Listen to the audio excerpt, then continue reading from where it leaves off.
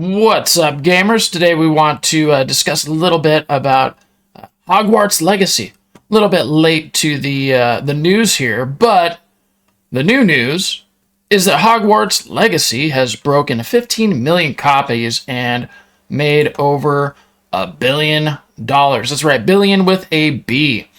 And the reason why this is significant is obviously it was going to be a smashing success, but everybody online is whining about J.K. Rowling and her horrible phobia. And so we've come to this point where, when I was growing up playing games, it was no holds barred. Everybody would say whatever they wanted. There weren't all of these, these various restrictions put on people totally arbitrarily. Now you can't even put in a username that is even remotely offensive. Everybody is just walking on eggshells. You get banned for no reason. And it just seems like the asylum has been released on gaming. And this is the one zone that should be pretty much free of controversy, right? Just let people be people. Play what you want. Don't play what you want. But of course, if you don't just fall in line with the progressive agenda, well, guess what? They're going to come after you. Apparently, there's tons of developers that identify as such and such and are super far left progressives. They just can't leave video games alone. They have to come for everything. They've already come for the movies, and now they're coming for the video games, which has been happening for several years now. And as you know, there was a huge attempt at a boycott for Hogwarts Legacy. All of these people calling J.K. Rowling phobic for believing that, bathrooms should be relegated to the sex of the person that they were born with. Which, not too controversial, but apparently we live in an upside-down world, and so we've got to just bend to the whims of people at their ever-changing opinions on things, and if not, well, you're a bigot. Bigot. So here's one of the articles, right, talking about the Hogwarts Legacy boycott that did and didn't fail. So the people that are talking about this, they're all hardcore activists, right? The people that are reporting on video games, they just can't leave it to video games. It has to have some kind of agenda behind it, typically within the rainbow alphabet persuasion. It's never, hey, you know what? This is kind of anti-American, or hey, this is just a little bit dangerous for kids. It's none of that anymore. Right now, it's just strictly, if you're in one of these so-called protected classes that they've made up out of thin air, well, guess what? We are coming for you. They've been doing this for a long time with their so-called cancel culture. I don't really like that term, but anyways, it's the normal thing, right? You just have to read for like 30 seconds of what these people are spouting, and it's always the same thing. A boycott was always doomed to fail. It's hard to beat the power of being on front of the PlayStation store for weeks, or the excitement of fans for a new entry in the beloved series. That's besides the fact that buying the game combines regressive gamers' two favorite things: hurting trans people and simping for millionaires. Simping for millionaires. Yeah, that's what everybody's doing, Go to work, go to do your 9 to 5, and come home and you're like, you know what? I really want to simp for some millionaires. It's rare to find somebody that's in the alphabet rainbow mafia that isn't just a full-blown left-wing communist, progressive. It's very rare, and it's overtaken the whole thing, right? But it is interesting that we have all of these people pontificating about how horrible regressive gamers are. Like, regressive? We just want to be left alone to play our video games without people trying to shove an agenda down our throat. How hard is that? Just leave it alone. Leave the politics out of it. Let people be and do whatever they want to do. I don't care if you want to wear a dress. Go wear a dress and play your video games. But, I'm not going to wear a dress and play my video games. If you get what I'm saying here, just leave people alone. Do whatever you want to do. If you're not hurting anybody else, just leave it alone. But no, everything has to have an agenda to push forward what they want. But in another way, The boycott succeeded as an intelligence gathering operation. Oh, yes, an intelligence gathering operation. Allyship is a very fickle thing. Conservatives aren't entirely wrong when they complain about virtue signaling. There's a huge chunk of the world that pays lip service to social justice because they think it reflects well on them. However, allyship is easy when it costs you nothing. Why not be the bigger person if it doesn't even mean you have to have an awkward conversation, let alone risk security or livelihood, right? No, yeah. Being an ally to this movement is what's going to get you canceled, right? That's going to have a big cost to your financial security if you stand up. And you know what? I really love pride. I don't know where we're going to see that anywhere, but that's what he's insinuating here. And I like it because his article here makes it very obvious that there's always this purity spiral within this movement here, where you're just not good enough. You know, hey, if you're okay with people living whatever their personal best lives are, if you're okay with that, that's just not enough.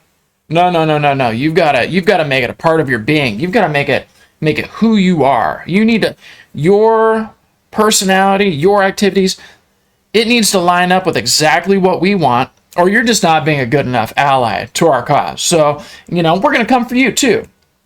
So that's the fun part of it, is that they always end up eating themselves. And then, I'm not going to keep going into this article too much, but let's take a look at the author. Well, this is Jeff with one F, Jeff Runer, not cis, he, him. So, has a personal vendetta and a personal goal in order to talk about his journalism here, which is just obviously just propaganda for his movement. And then, guys, Hogwarts Legacy lead designer used to run an anti-social justice YouTube channel. This guy had an opinion that we just don't like, so we better come after him. We better try to get him fired. We better try to get his livelihood taken away, which is what the other guy was talking about, right? If you come out as an ally, it's going to have an effect on your livelihood. Like, okay, buddy. So, they try to come after this guy. They do it with anybody that just strays from anything that they believe. Guess what, people? People believe different things. There are people that are more conservative, more liberal, whatever. That's life. That's the way things go. But they just can't stand it. You are not allowed to have a different opinion. If you have a different opinion, well, you are a right-wing, far-right, provocateur, blah, blah, blah, blah, all the other names that they use in the book, right? So, they've been doing this for quite some time here. And Kotaku is obviously one of the most guilty of this, political soapboxing that they do in every single article. Total rag of a games journalist. I don't know if you guys didn't see this. This was mind-blowing. So, obviously, I played through Hogwarts Legacy. It was a good game. Nothing super groundbreaking or anything. It was a good game. It wasn't broken. It played well. It was fun. Had a good time. Played it all the way through. Hopefully, they'll come out with DLC. I'll play it again. Great game. No complaints. And I'm not even a Harry Potter fan. Never have been. And I don't particularly care for J.K. Rowling either. But this person, holy smokes. This is from Wired, believe it or not. This is basically a mental illness explosion on the internet. I just couldn't even believe what I was reading when I read this. I'm not going to read the entire thing, but it's just so insane. It's so insane. They're passing it off as a review when it's really just them complaining about their own mental illness. This person is very, very clearly disturbed. I hope that somewhere in their life they find happiness and they're able to overcome whatever problems that they have. But this person's totally nuts, off their rocker. I've never seen anything like it before. If you're going to claim to be a journalist or a game reviewer or whatever, and you can't just give a review of the end product, you have to have this big, huge diatribe about your own political leanings and everything, then don't do it. Do something else. Create an opinion blog, right? An allyship opinion blog. It's just totally crazy. So I'm just going to read a little bit. You can see how nuts it is. The story is rooted in anti-Semitic tropes. The gameplay feels dated. The graphics feel like they're a couple generations behind. Totally not true.